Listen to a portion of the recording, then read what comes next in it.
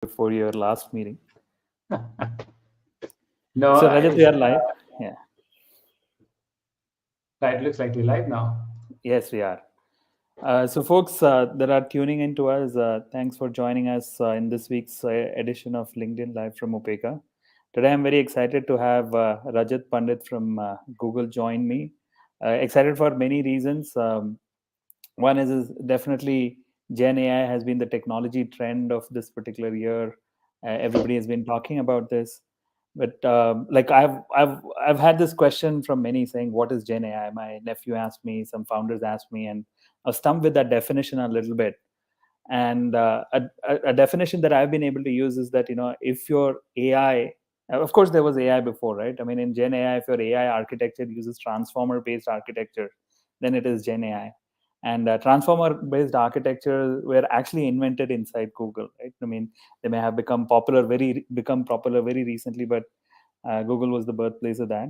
And Rajat works as the head of customer engineering and helps big companies and small companies help translate a lot of that Gen AI into solution that companies can use to go and solve problems for their customers. So very excited to have you on this edition, Rajat. Welcome.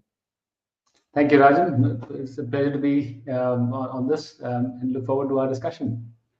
Yeah, so we will talk a lot about how Gen AI will be relevant from a SaaS context perspective, and we'll talk about how developers could use this and solve problems in a different, better way. How they could price it, how they could choose different go-to-market. What are some of the constraints that they can face, and how can they design some of this? But maybe before we get started, Rajat, I may have not done enough justice to give introduction to you. So maybe if you can start with a quick introduction, your prior experience before you came to this particular role, that'll be great for the audience to know. Sure. So thanks, Rajan. I think the best way to introduce myself would be I would probably look at my career and put it in three different buckets. The first one is core engineering. So I spent the first decade working for large technology companies like LexisNexis, Yahoo, etc., doing core engineering. Then I spent some time consulting, worked for one of the big fours, and also tried hand at running my own consulting business for a while. And then I fell into pre-sales, not knowing at the time that it was pre-sales. So, but it has been a fun ride, and there is a lot of connective tissue between these three skills that I recognize. You first know how to build, then you tell how people they should build, and then you tell why they should use what you've built. Yeah. And these are all very important related things that you could use irrespective of whichever bucket you sit in. But today I run the custom engineering team within Google. And as you described, this is essentially a team of solution architects, which have sort of three skills that I would broadly say. One is obviously they have to be very strong technologists who understand cloud paradigms and cloud architecture and design patterns. The second thing is around having an industry understanding. So understanding sort of the business problems for a given industry, problem statements and solutions in that space. And the last part is putting the pre-sales hat. So it's not just about building an architecture, but also understanding the broader business context of what does it cost to run this, and what is the business value you're generating, and is this a viable proposition? And that is a very important aspect because you could come up with an architecture 10 different ways, and folks in my team have to rationalize what they come up with. And sometimes from a perfect architecture point of view, it might not be, but it is a very pragmatic business decision, which is what we help our customers get value out of cloud. So that's sort of the team that I run. I've been with Google now nearing up to about 5 years, and thoroughly enjoying the ride. Awesome. So Rajat, most of the folks that are tuned in are SaaS founders. Where they are building their SaaS business for the first time. Some of them are doing it again. Um, Most of them are actually, if you look at it, application builders, right? And I don't know, maybe it was in 2009 or 10, maybe people who were building applications had to face a moment like this where a plethora of new operating systems was available. There is a fundamental platform shift that is happening, right? Before that, people used to build applications for Windows, other platforms, and then you had to think about building for mobile. And that at that particular point in time, there were many operating systems that were there. There was iOS, there was Android, and then there was the Symbian before, there was BlackBerry, Brew, J2ME, whatnot. And it feels like, we have a moment like that right now, where there are uh, a set of different, underlying platforms that are available. And for all application builders, on all SaaS founders, they have to make some choice on, which underlying platform, AI platform, to build their applications on. How would you suggest that they navigate a choice like this? Yeah, that's a very interesting question. It's sort of you know free of the context of time, irrespective of which space you are in the time continuum, you'll always have that problem. Particularly what we're seeing today in the enterprise space, and I think this sort of becomes even more of a question to ask because a lot of them are based research work done by one of the many large competition, or by Google or any of those other companies. And so fundamentally, the base capability of a lot of these things more or less then become commodity. Right? So then the big differentiator for companies as they make a choice of who to partner with and work along with comes down to the day two side of things, the things that really matter in the long scale as you build products, because eventually you'll have to build products to sell to your customers as well, and you'll have to answer a lot of the context around security and data and sovereignty and that kind of stuff.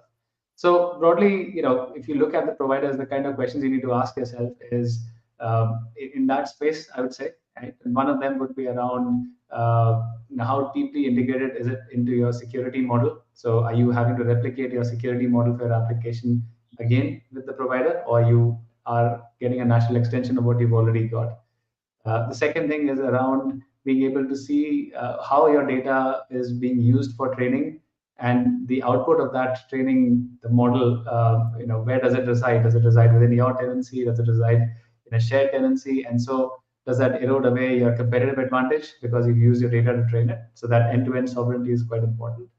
The second thing I would say is also around visibility of data as well. Now, this is something that we've recently learned as we've been talking to a lot of customers, that a lot of companies don't have just first party data, they also acquire license. So, like, I was working with one of the media companies earlier that was selling DVDs and movies, and they would acquire the movie synopsis or game images and screenshots from a third party company. Now, these were licensed only to be used for displaying on the website. While it was very enticing to take that data and say, let me train the model with it, they were not licensed to do that. So being able to provide that kind of governance around what data within their sphere is the right thing to use for training a model versus you can't, that visibility is very, very important. So that is one aspect. The third part, especially for customers in the regulated industry, is being able to have tooling and capability to explain why these solutions work the way they work, because a lot of times the liability to explain that lies with the organization or the product company that's building that capability itself. So explainable AI is very, very important aspect of it. And the last point is around how does it play well with the rest of the ecosystem? Because obviously, as you're building your stack, you've done a bunch of investments already in this space, and you don't want to then rebuild the entire stack just because you've introduced a new partner, and their way of working is very, very different. So the ease of integration is just as important aspect. So I would say about these five aspects to consider as you're looking at various providers and being able to distinguish one versus the other. Sure. So, even though it's a technical architecture choice, it feels like that, but it has to start with from a business perspective. And then what you're saying is that depending on the type of domain that you're in, you have to think about data. You have to think about if it is a regulated industry, then you have to think about explainability, and then you also have to think about how are you able to work with different aspect of this. If you have to switch across multiple stack, these are the things that you have to keep in mind. So Yes, that's right. one aspect of this, Rajat, is that um, when we look at every new technology, right? The previous idea, the metaphors that we used before, they kind of break down. Even though I was using the operating system as a metaphor of saying that this is the underlying AI capability, but that kind of breaks down because in operating system there are only 4 or 5 choices, and then you are not building your own operating system, right? When you're building your application, you're just picking an operating system. But that's where the metaphor here from a Gen AI perspective stops for the Gen AI stack. You have to build the underlying, like the language model. If a language model was like operating system was the metaphor for language model, then you have to build your own language model. It depends on your own data. And in things like this, where people have a lot of strength, and this is where I think Apple finds a lot of strength, is that they own the entire stack. So how do you actually make this choice of saying, okay, this is a new paradigm, you have to build a little more deeper, which means that you have to build your own OS equivalent. But then at what point in time do you say, no, I'm going to borrow a little bit of like a virtual private server hosted model, or go build my own data centers? And how do you make this choice in this new paradigm? Yeah, I think a lot of this comes down to the kind of capability that specific large language model would actually bring into this, right? So what you're looking at is um, figuring out how does it help you differentiate in the market, right? And if it is a significant capability that significantly differentiates you, there is absolute merit in actually building it grounds up by first principles within your data center itself, right? Because that is sort of the moat that you create around your business and protect that business. If it is enhancing the existing capability or just changing the user experience around it, and it is required to create a competitive advantage for you, then it's best to rationalize the use of it and say, well, it's a necessary evil. I need to do it. Like, a lot of the SaaS providers are now considering building CoPilot capabilities for their application. That is sort of now becoming a soon going to be industry standard, if I say that, if I can dare to say that, which means that there is little merit in actually investing that much in running the core infrastructure, but leveraging existing capabilities to help you build that. We have customers like Cohere and Anthropic who are building large language models grounds up, and they actually have to solve very big problems of scaling, parallel training, and new frameworks are jointly built to solve some of these problems. And frankly, if you are not in the business of solving that, then there is no point actually investing your time and energy in that particular space and just leveraging the output, because that's what is required to have a product that can at least meet the benchmark of base minimum capability and then building on top of it. So I'd say rationalizing it of what extent it differentiates in the market is important to make a distinction whether you should invest in it deeply or just leverage an existing capability itself. Are there other parameters like cost and like data privacy and go to market, or maybe even data regulation around country that play a role in this? Or what kind of roles do they play? Yeah, I think you mentioned so many dimensions. Like this is a very long answer, right? But we could probably take one or two aspects of the question that you asked, particularly around how you price a product. Right? So, if you look at the old style of building, and I say old style, maybe just 6 months back when you were building products, you would build mostly a comprehensive stack that you owned and maintained, and you ran it within your control. So you had some sense of what the bottom line cost is going to be for me to run this platform. And what that essentially meant was that you could build some predictability in the cost of running the business, cost of customer acquisition, and hence what you could charge the customer. Right now, if you are now building a stack where say 90% of this is owned by you, but that 1% or 10% of that stack requires you to go out and make an external API call, that's then unpredictability to your base cost. How do you license that to your customer?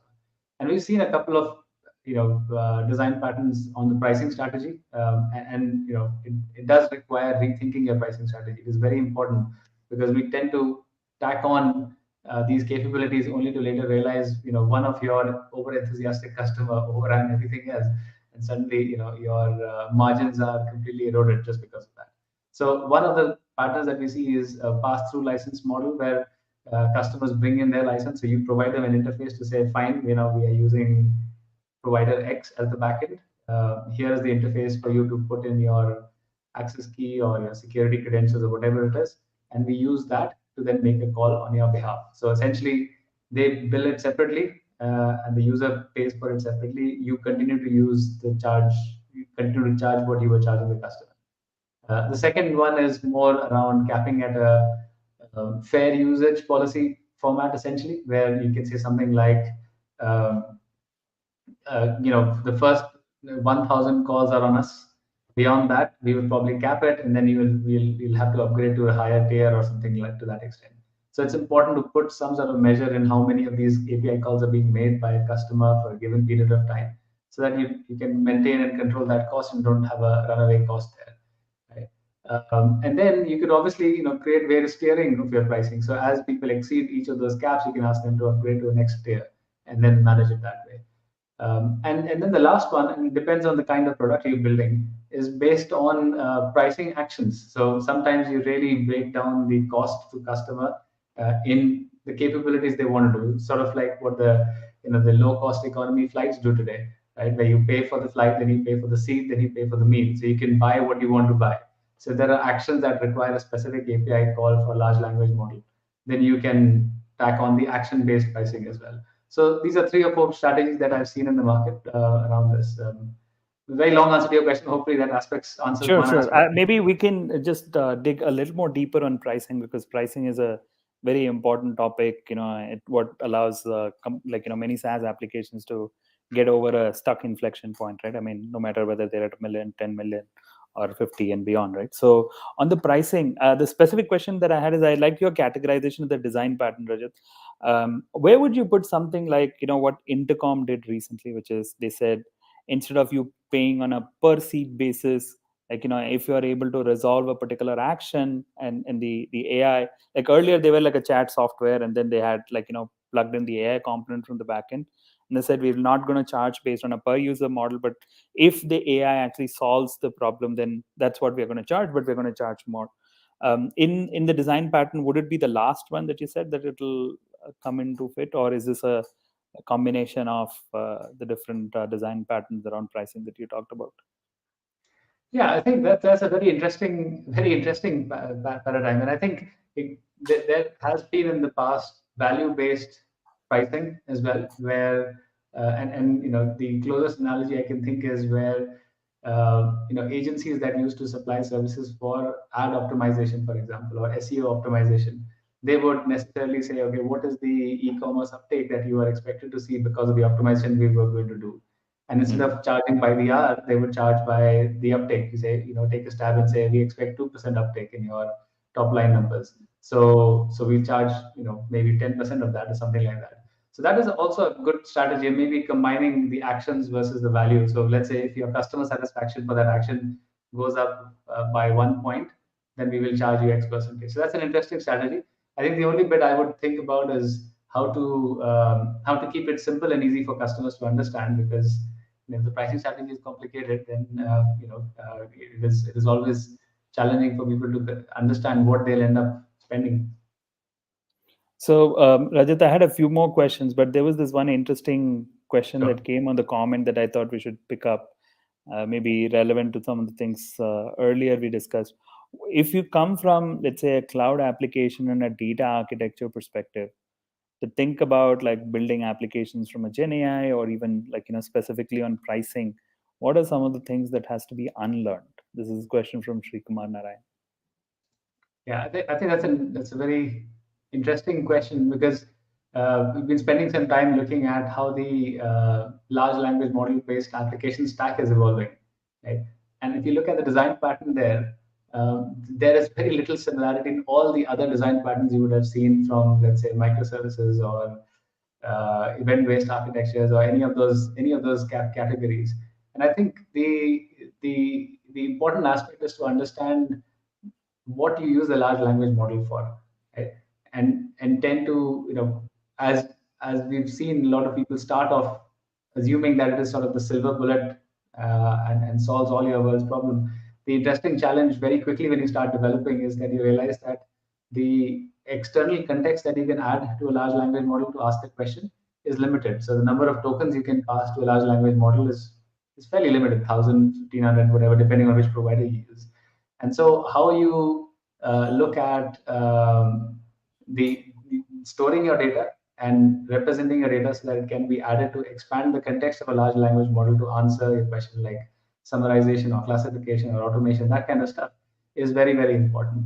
So suddenly a lot of the data that you use today, where you had extensive ETL processes to convert unstructured data to structured data, and then using that to do a, say, lexical search, now you can leverage semantic search instead. So you could vectorize your data instead and use that, which requires a sort of a different set of skill sets of working, because now you're not looking at natural language, you're looking at vectorized version of the data and using that to expand the context of a large language model to query.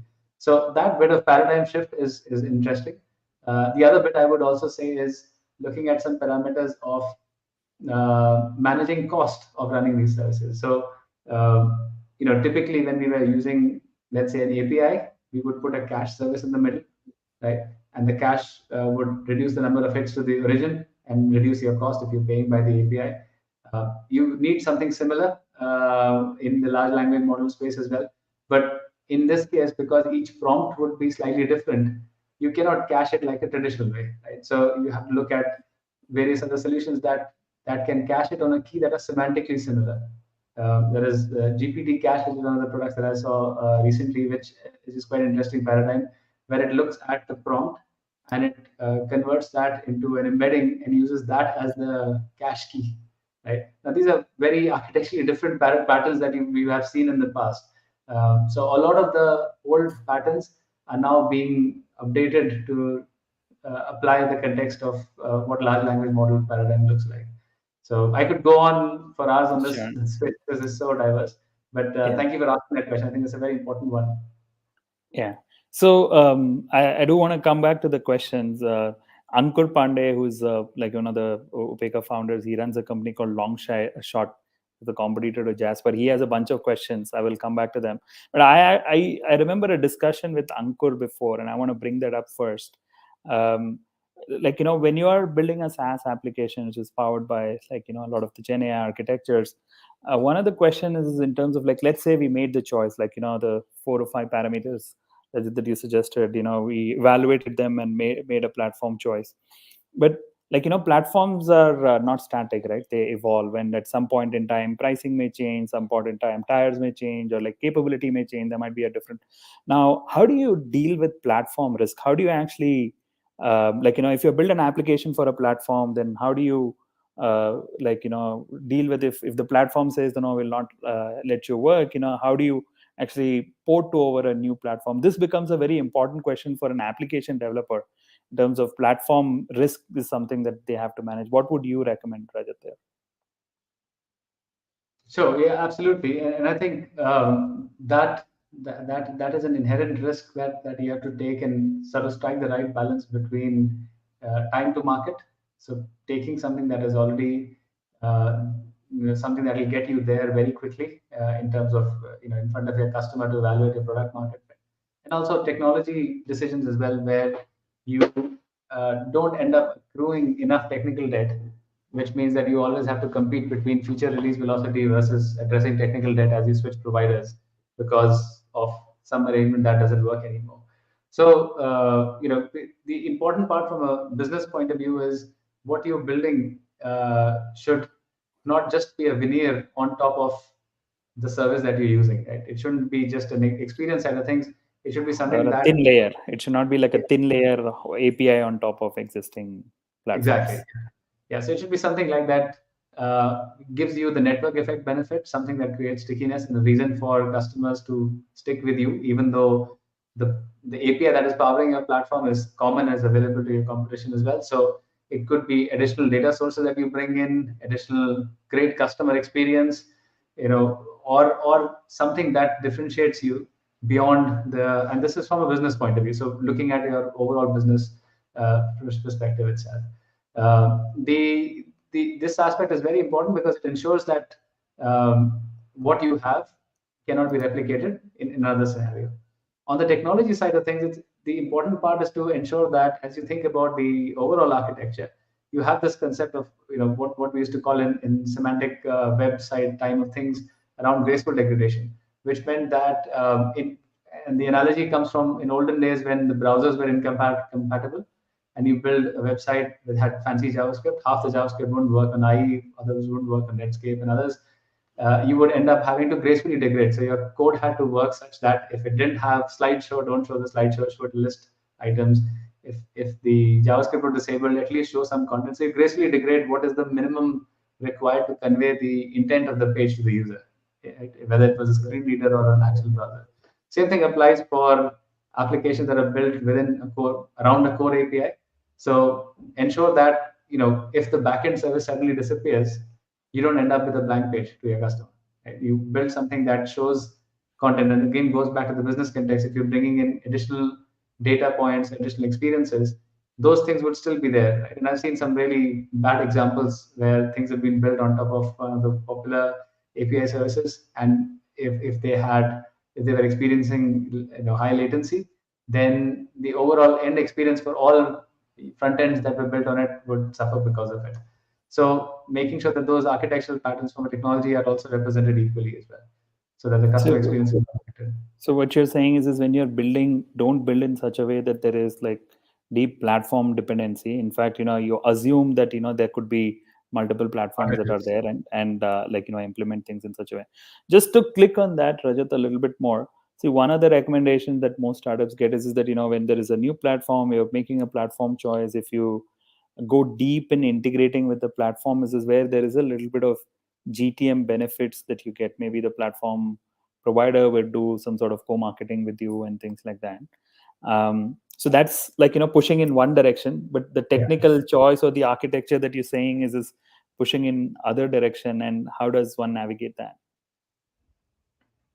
Yeah, I think you've got to take both a partly tactical view and a strategic view. I think the tactical view is more around making sure you keep a tab on your technical debt that you acquire. Right? But on the strategic point of view, I think long term, all large language models will sort of become commodity. Correct. And if there is an opportunity for partnership where you have specific data to an industry or a domain, combining those two make it very, very powerful and creates new businesses, new business opportunities. So in the past, we used to say data is the new product, a new economy, that kind of stuff. This is an opportunity to monetize data in another format through large language models itself. So within Google, we've got examples of where we're using MedPalm and SecPalm, which has focus on medical data and on security analyst playbooks and that kind of stuff as well. So you could these are very domain specific ones. They were built on the large language model capability itself, and they are now powering a couple of our SaaS products today, and extending and adding the generative AI capabilities to it. So that strategic partnership is a strong advantage, and I think the providers would have a choice to choose company A versus company B. And once you get the hold of it, you get the flywheel benefit out of that strategic partnership. So Rajat, I'm getting a barrage of questions. I know I do want to ask at least one more question. I had at least three more in my mind. I do want to ask one more question, and then we can switch to questions that are coming and comments. Believe me, I have not seen this many number of questions before, so we'll spend a lot more time on questions from the audience. But before we go there, I do want to talk about one thing that you mentioned about data, right? I mean, data is a very, very critical part. The really large platform language model are going to become commodity, and then the data source that you bring in is what will give you a little bit of an edge, maybe in a particular domain, in medical, Yeah. retail, as is one aspect of it. And then when you take that and put it across multiple countries, then it creates its own complication. So can you talk a little bit about data residency, and when you have to actually deal with it in multi-geography situation, how do you go about dealing with the complexities around data in general? So yeah, I mean that's my pet topic to talk about, because as much as I would love to say I have the answer to like the silver bullet solution for it, I don't, right? And I think it comes down to narrowing down the scope of the problem to a greater extent, because it certainly helps you figure out where it needs your attention, and how can you solve it. And in some cases you can't, and you just have to figure out whether that is even a priority, because sort of if you weigh it up between the effort and impact, you'll very clearly see where you can make the biggest impact. So the first thing I would say certainly is to not assume you would have full residency in all geographies. I mean, that's just not possible unless you end up building an architecture that works across all providers or multiple providers so that you can get coverage across global geography. Again, the decision to expand in a geography is strategic. It takes time, so you have the opportunity to make an informed decision to say, do I have my provider support within that geography as I expand? So that is one opportunity to think about it. The second thing I would say is that if you were to expand already in an existing business, in this case, you've got to identify and prioritize the list of markets that you want to address, and sort of look at it from a compliance requirement point of view. What is the expectation? Is it PII data? Is it all data? Is it transaction data? So you can be very, very specific about it. But you could go one level deeper and say, what is the use case that you're using the service within that region, and hence, for that specific use case, what data is required to be dealt with in a certain manner so that it is compliant with the local laws. So once you've done that level of prioritization and gradation, you will get to a certain set of data that you really need to worry about, and then figure out whether the provider in that region provides you those capabilities, right? So the reason I'm saying this is because it's important to think about it in that sense, because it helps you narrow down and prioritize, because at any point in time, a business would have lots and lots of things to deal with, right? Now, that's the first part. The second part is for you to be in a position to make those informed decisions. You've got to put a tool chain around it, right? So you need to make sure that the data from get-go has data classification, lineage, and governance information. So you have clearly marked which columns in your table are PII, and have that metadata stored somewhere, preferably in a tool. So that way, when you ever have to figure out what PII information is being affected for this particular use case, it is a matter of looking through the metadata as opposed to then going on a discovery journey, which amongst everything else that you have to do is a lot more work to do, as you have schema sprawl and all sorts of other challenges. So making sure that tooling is thought of upfront, especially when you have a plan for global expansion, early would actually put you in a very good position as you think about solving some of these problems. So, in like if most people think in the land of internet, in the age of AI, the world is flat. But you should ask any data engineer saying how unflat it is, right? Where there are so many challenges. So, in this list of countries, which is the country the most easiest in terms of data residency or dealing with data, and then which is the hardest from a application developer point of view? That's a very interesting question. So, disclaimer, not a legal advice here, but I think uh, instead of saying which one's the easiest, the way to look at it is which ones has the clearest regulation, right? Right. That's a better way to think Because, about it. yeah, because what I realize a lot of times the policy makers are not working hand in hand with technology partners, right? So the countries that are working with technology partners or have a technology innovation arm associated with it, like in our country we've got RBI, and RBI has its innovation arm as well. They tend to make more informed and more specific and directive choices, as opposed to data should be secure, because it could mean anything depending on the day of the year you read that sentence. Got it. So I'm going to switch to questions because so many of them are coming in. So the first one is centered around business. What kind of GTM would you suggest for startups that are building vertical AI and on domain specific data? What type of GTMs you're seeing working? Yeah, so I think I'd probably say there are two parts to it, right? One is that there is a co-innovation opportunity with various service providers, where you could either be a design partner for a new capability that is emerging, and you could become like the preferred partner for that. So, for example, when I speak for Google Cloud, in Google Cloud's context primarily, if we have a capability which is built with the idea of having extension points for partners to integrate, that's a great place to start. For example, we have BigQuery as our data warehouse solution, a serverless data warehouse solution. And we're building capabilities, let's say clean room or CDP. Instead of building this ground up, you could build that using BigQuery as a backend service for it. And that is the co-innovation opportunity to a certain extent, right? And I say this in a very open manner.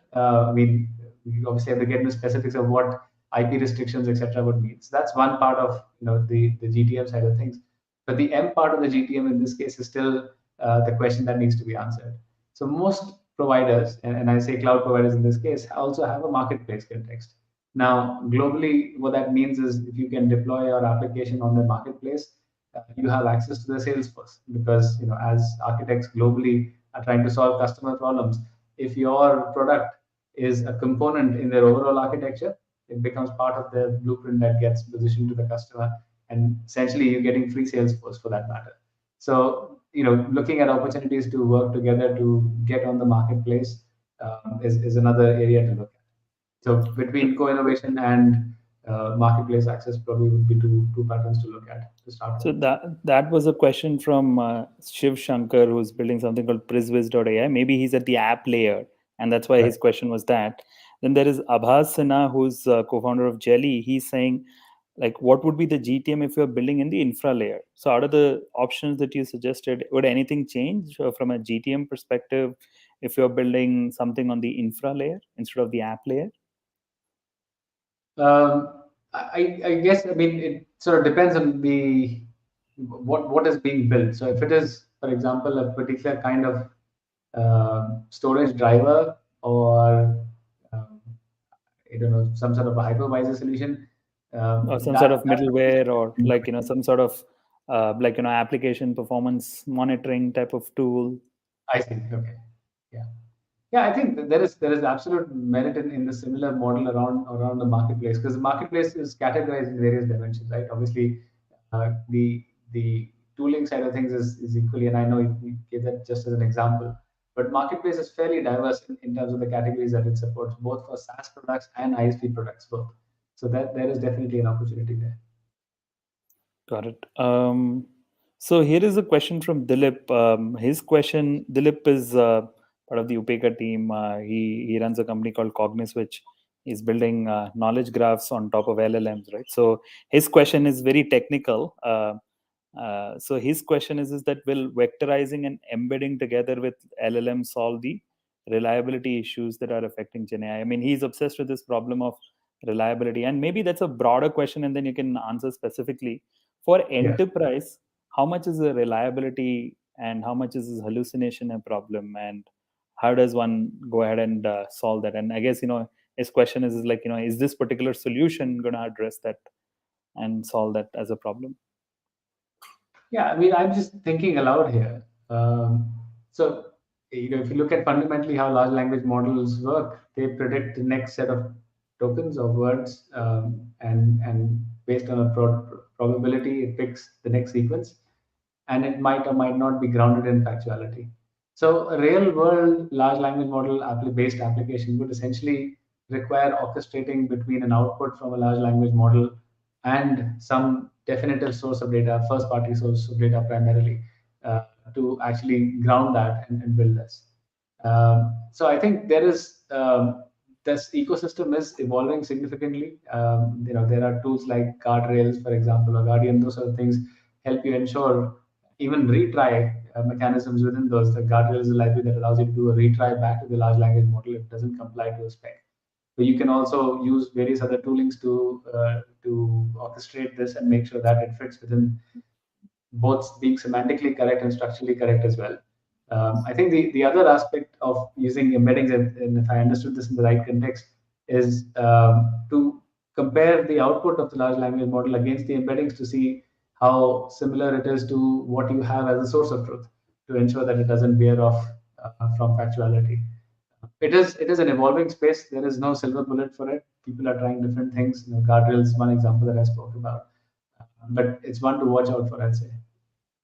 Correct. So this question is from Karthikeyan. He's a product manager at SignEasy. He said that you refer to the CoPilot experience becoming a standard in every SaaS, right? And that looks like it is imminent. Yeah. However, there seems to be like a good overlap between the search paradigm and the CoPilot paradigm, right? So in that context, would we expect like a search optimized LLM variant from Google that are like as good as like the real time search? I would say refer back to the Google I announcements on that one. Okay. There is a broader question on this one from Amit. Amit, Right. he runs a company called Contract Ken, which is like think about it as a co-pilot for the legal industry. And his question is a broader version of this. And his question is saying that what other UI pattern like Copilot is likely to emerge because of powerful Gen AI capabilities in the underlying platform. What are you seeing that are coming up as like paradigm shift in UI and UX? Yeah, I think the I mean the on the aspect of UI generation itself, there's been a significant change itself. Right? I mean, I think we recently saw Figma spoke about some of the capabilities around being able to generate React code out of Figma and interpretations using the experience itself. So that is sort of a next level from a Copilot point of view. Um, it is hard to predict, to be honest. I mean, uh, I look at these demos pretty much every day, and I'm just amazed at what is coming up out of it. There isn't a specific pattern. I think the challenge for some of these things is not just being generated as something that is correct, but in context correct. That is the more important part. So one of the problems that most, say, code completion tools are trying to solve from a large language model point of view is to be contextually relevant. So understanding the wider code base and then being able to predict the code, or being able to do security scans around it, along the execution paths. So the in context part is very, very hard problem to solve. But I think that's a space, again, one to watch for. Honestly, it is hard to predict what we're going to see next. I wish I had the answer, but certainly, I mean, if I could just make one more point around the co-pilot side of things, it is one of those untapped opportunity, and I just explained why that has been untapped. Right, people spend enormous amounts of time and effort optimizing infrastructure, right? But if you look at the head office cost, 70 to 80% is people cost, right? And if you can optimize their work, then you have a very efficient Value workforce that is proposition. generating code that requires less infrastructure to run.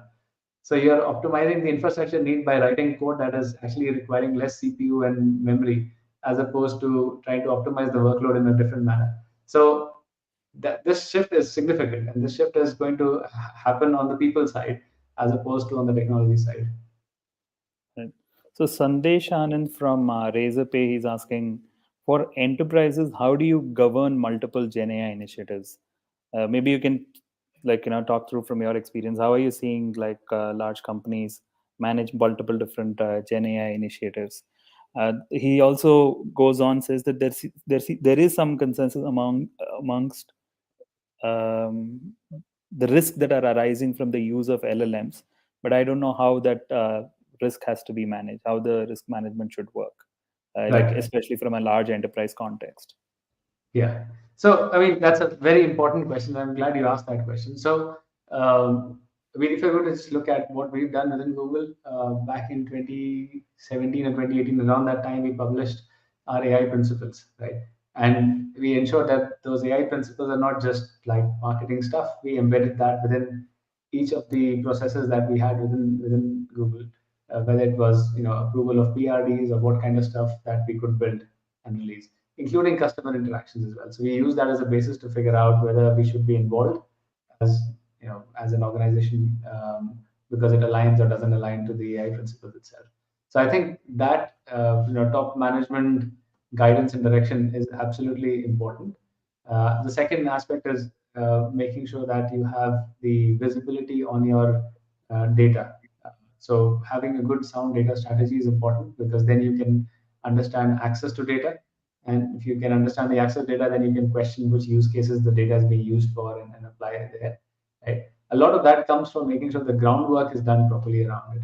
And the last part that we've seen organizations do, and it's only in the recent last 6 months, is to actually formally set up a Gen AI COE, which is usually COE, Center of Excellence function, aligned with a business unit.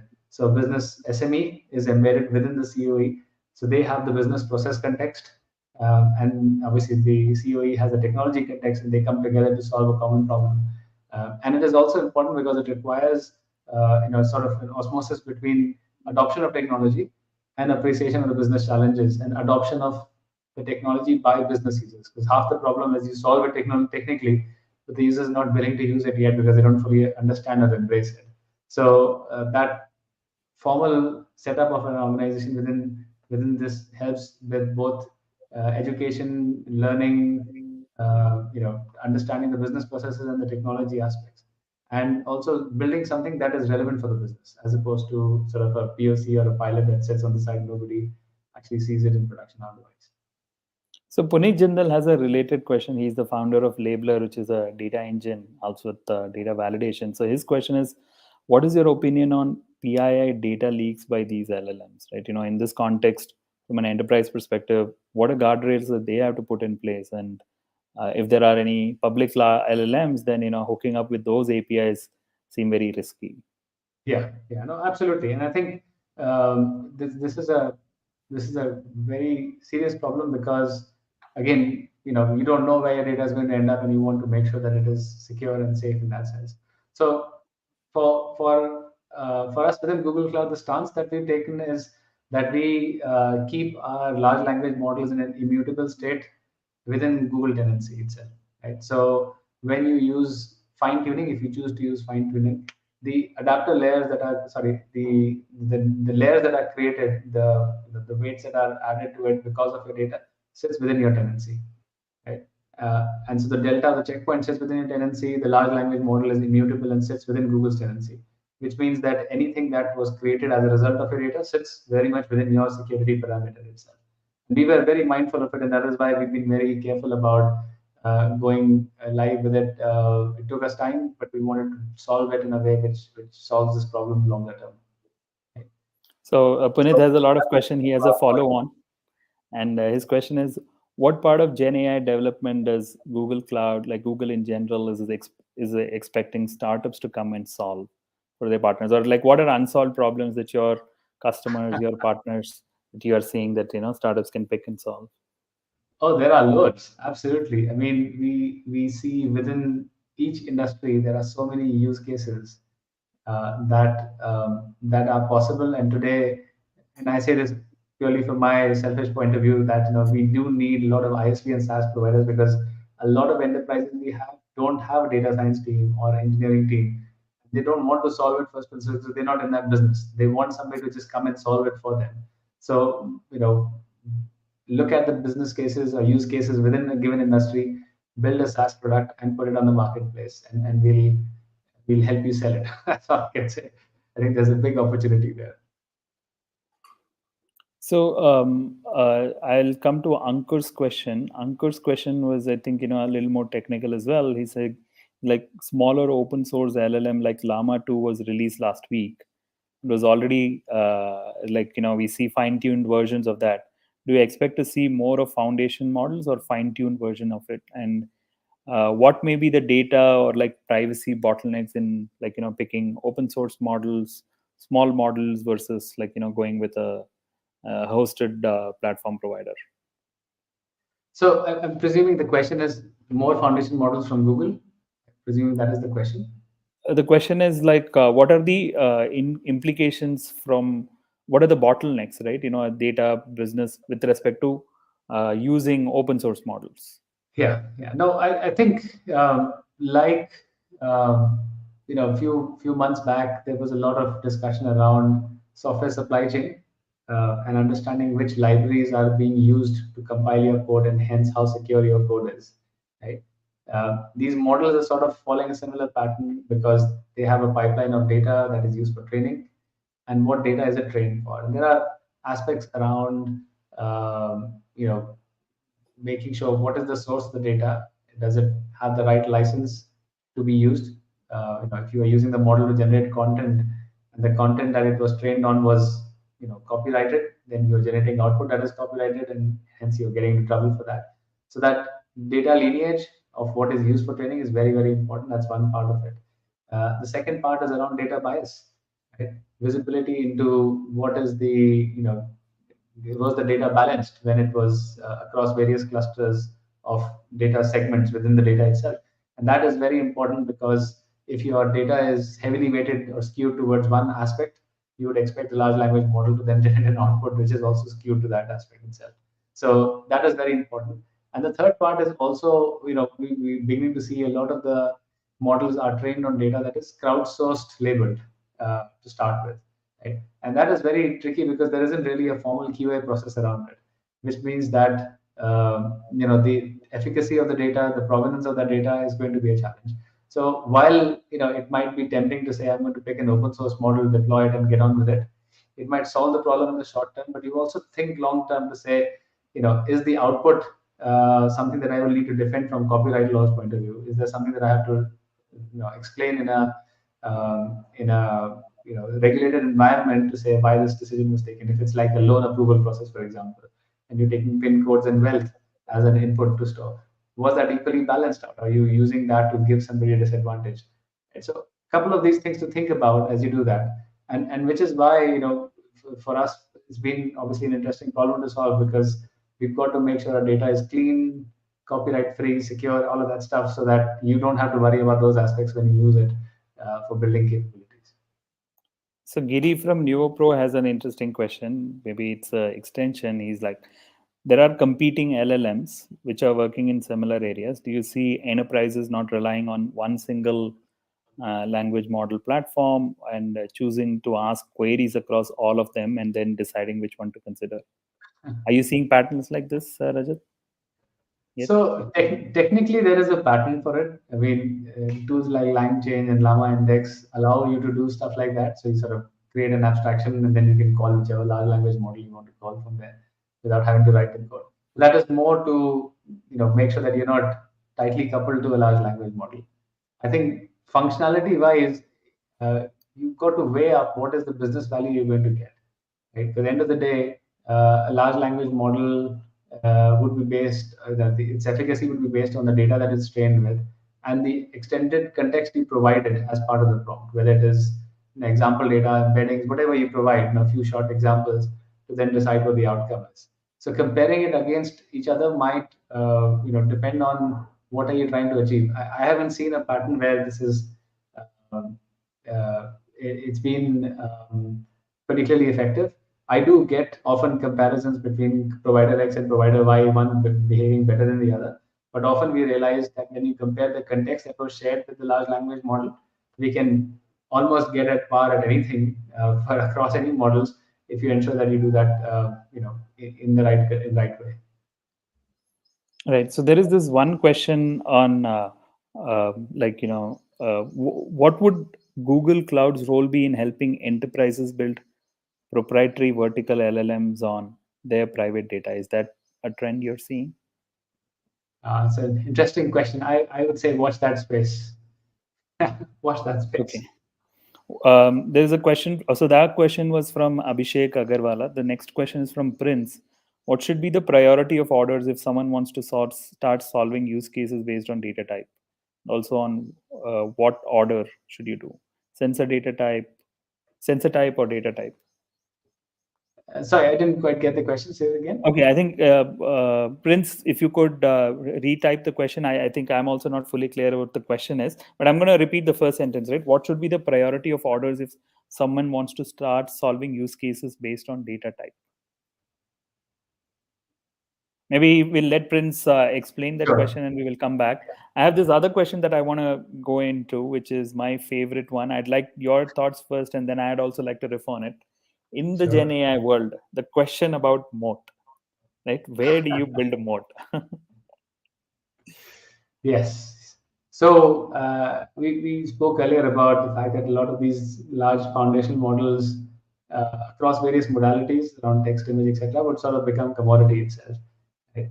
And the big value that you would create would be based on whatever your business processes are and what your data is. And that's essentially where we believe your moat is. Because end of the day, you've got to create that network effect, that gravity, that compelling reason for customers to be able to want to come to your product. Because while at, at the back end, some of the functionalities might be common, might be made available across all other providers, but that experience is the part that would differentiate, and that would be a combination of the data that you hold and the business processes. It's almost like banks, right? I mean, at every bank you can go, you can put in money and deposit and withdraw money, but you choose one over the other based on what the experience is, number of branches, the experience you have at the branch, and the security, the sense of security you get at that bank. I'd say a similar example would exist in this space as well, and that is essentially would be a mode. How about your Right. views on this? So my thought is I actually want to plug a blog post that I wrote on this. This was a question that was asked from Abhishek. He's a co-founder of a company called AI Detic, right? So for me, if you are an early stage founder, I think moat is the most useless question to ask, right? Moat is usually an investor question to ask, saying, "Oh, you're building a business. What is the defensibility?"